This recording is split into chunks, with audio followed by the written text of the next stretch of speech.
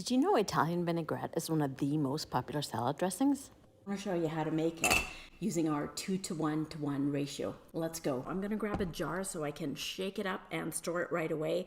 We're going to need 2 parts oil, so that's 2 tablespoons of canola oil. We're going to need 1 tablespoon of acid. I'm using red wine vinegar. Now 1 part emulsifier. The emulsifier is what holds everything together. And let's mix it up.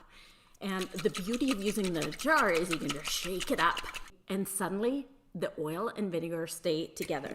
Now let's add some seasoning. 1/2 teaspoon of Italian seasoning, some fresh minced garlic, salt, pepper, 1/2 teaspoon of sugar. So let's give it a good shake and always taste your salad dressing.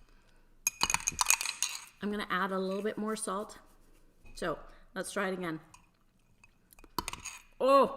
Because I used fresh garlic in this dressing, it's only going to last for about 5 days in the fridge.